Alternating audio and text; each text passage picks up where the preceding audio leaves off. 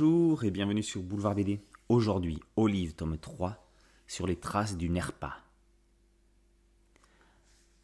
Olive souhaite cesser ses séances avec Madame Lavis, sa psychologue. Elle pense pouvoir avancer toute seule à présent. L'adolescente sait pourquoi l'astronaute Lenny Popincourt hante ses rêves. Il était assis à côté de sa mère dans l'avion avec lequel ils ont eu un accident. La maman d'Olive est décédée peu après le crash en donnant naissance à sa fille. Dans le monde imaginaire d'Olive, Lenny dort toujours profondément. Il est coincé dans son rêve, ne sait plus où il est, mais au moins ne gèle plus. Il ne faut pas qu'il meure là-bas. C'est ce que Olive craint. Combien de temps peut-il tenir sans se nourrir? Comment avancer s'il ne donne plus d'indices? Ce troisième tome d'Olive constitue une véritable rupture pour l'héroïne.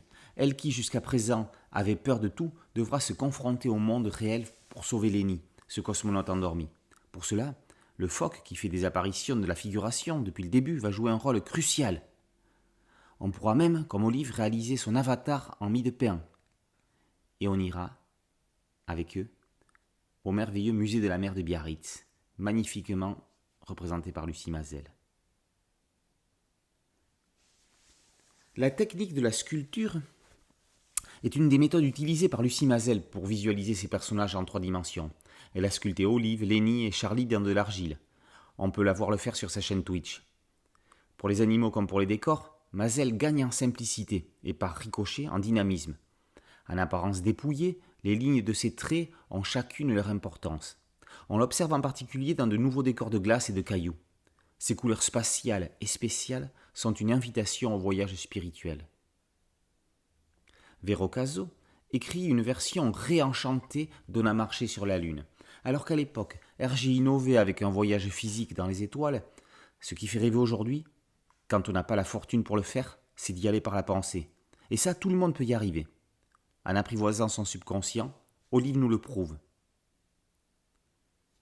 Comme ça a déjà été dit dans la chronique du tome précédent, et comme ça le sera sûrement dans le prochain, Olive n'est pas une série forcément facile d'accès dans le sens où il faut réussir à pénétrer dans ce monde.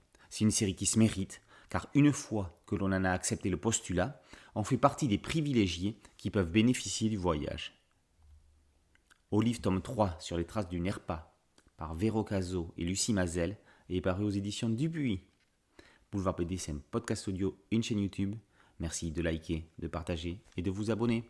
A très bientôt sur Boulevard BD. Ciao.